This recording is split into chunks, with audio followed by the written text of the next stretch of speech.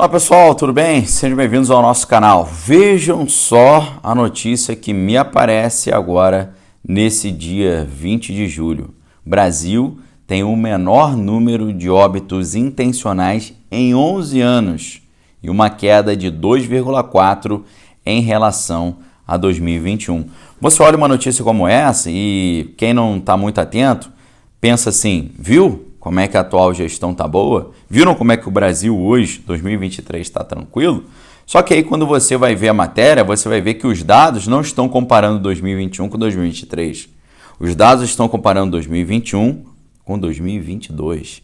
E na verdade, o que os dados estão mostrando é que, não agora, não hoje, nesse mês de julho de 2023, mas na gestão anterior, nós tivemos uma queda de 2,4% de óbitos intencionais, que é claro que são aqueles feitos ali dentro do universo daquilo que está à margem da sociedade, ok? Vou explicar para vocês profundamente aqui o que está por trás dessa informação e você vai entender tudo como a maneira como o sistema da informação faz o spin.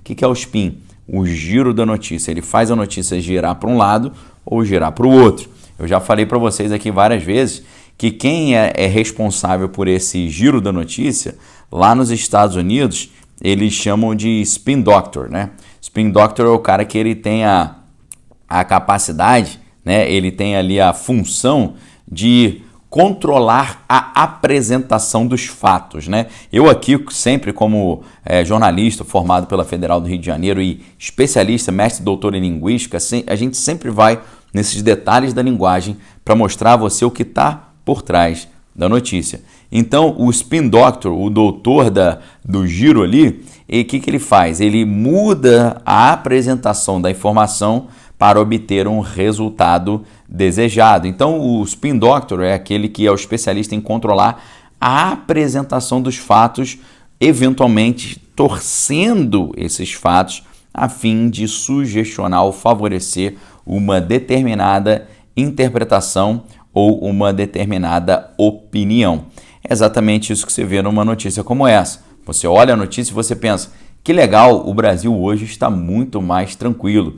Aí você vai ver que a comparação é de 2022 com 2021, ou seja, é simplesmente da gestão anterior. Isso porque eles concluem, é a menor taxa desde 2011. Enquanto em 2022 houve 47.508 óbitos intencionais, em 2011 foram 47.215, ok? Então o número de 2022 comparado com 2021 apresenta essa queda de 2,4.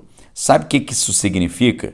Isso significa que nesse período, a pessoa, quando ia lá querer tomar alguma coisa da outra, ela pensava duas vezes, porque ela pensava o seguinte, será que essa pessoa tem meios de se proteger? Será que essa pessoa tem condições de garantir a sua própria, a proteção do seu próprio patrimônio? Será que essa pessoa ali está preparada para fazer valer a sua defesa? Tá?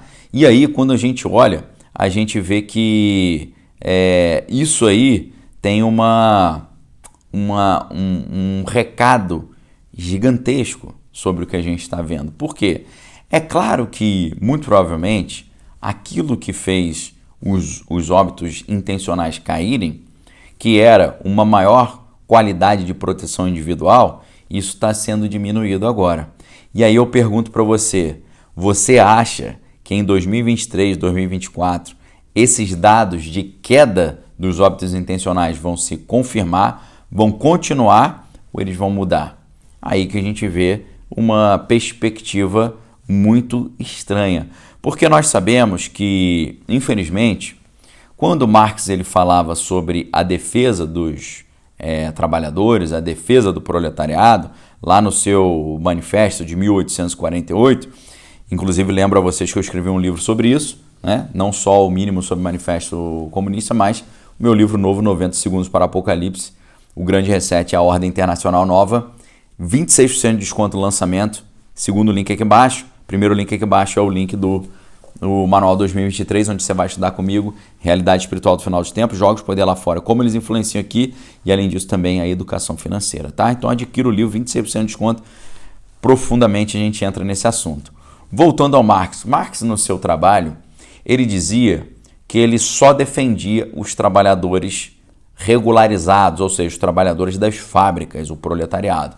Ele não se preocupava e ele não dava atenção aos trabalhadores que ganhavam seu sustento à margem da sociedade. Porque ele dizia que esses trabalhadores, que ele chamava de um proletariado lumpen, proletariado que era à margem da sociedade, que aí você está falando de pessoas que tomam coisa dos outros, pessoas que ganham a vida ali de forma paralela ao sistema oficial. Marx dizia que eles não eram confiáveis, eram muito instáveis. Só que aí o que acontece?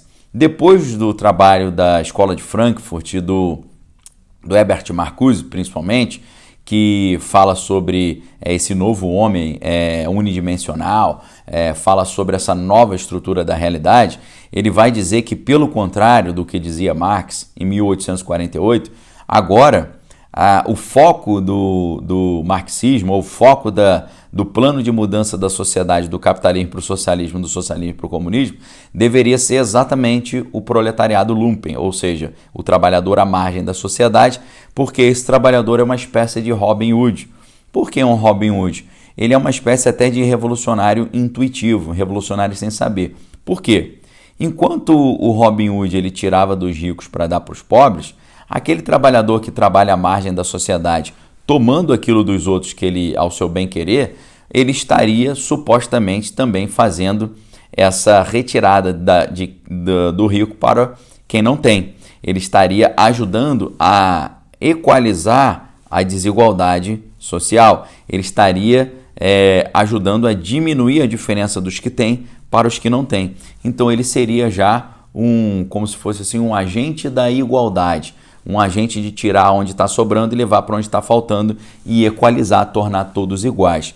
Por incrível que pareça, não é por outro motivo que a partir de Herbert Marcuse, esse pessoal começou a achar interessante e favorável para os seus objetivos defender e incentivar e buscar meios culturais, jurídicos e sociais para proteger e facilitar o trabalho desse pessoal que atua à margem, porque eles estariam já fazendo uma espécie de equalização intuitiva, sem saber eles estariam equalizando. A gente também não pode esquecer que no final do manifesto de 1848, o autor vai dizer que o objetivo deles é a derrubada abrupta de toda a ordem vigente, da ordem social vigente.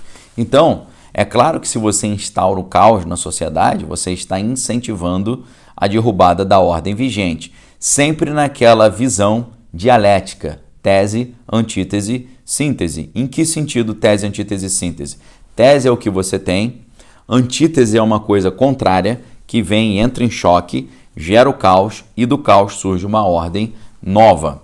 Esse conceito vem desde lá do Império Romano, com a ideia de ordo ab caos, a ordem a partir do caos. Um dos símbolos é a ave fênix, que ela deixa de existir, depois ela é ressurreta, ela volta a partir do caos, surge uma ordem nova. A gente vê isso também num conceito que inspirou muito também Marx na escrita do seu material, que é o conceito, ou a gente poderia chamar de um movimento literário romântico alemão que aconteceu entre 1760 e 1780, chamado Sturm und Drang, significa a confusão e o ímpeto, o vendaval e o ímpeto. O que significa isso? Que os avanços só acontecem através do choque dos opostos. Tem diretamente relação com a dialética clássica e com a dialética de Hegel. Hegel é inspirado por isso também. O que eles entendem com isso também? Qual é a conclusão que se tira disso? Que o avanço da sociedade, o progressismo, ele só acontece com o choque dos opostos. Então você tem uma ordem vigente, você instaura o caos nessa ordem, dessa confusão sai uma ordem nova, que é, segundo eles vão achar, uma ordem que não há mais a propriedade privada dos meios de produção e que não há mais classes sociais. É por isso que eles, vendo o trabalho daquele que está à margem da sociedade, eles enxergam como positivo, porque facilita o choque dos opostos, instaura o caos e aí pode criar uma ordem nova a partir desse novo caos, ok? Então, diante dessa visão de mundo que hoje está se transformando em hegemônica novamente, o que você acha? Você acha que esses dados aí de diminuição dos óbitos intencionais vão continuar caindo ou a gente vai ver, infelizmente, uma reversão disso, eles voltarem a subir? Deixe sua opinião aqui embaixo nos comentários. Forte abraço, fique com Deus, examine todas as coisas que tem que é bom. Valeu!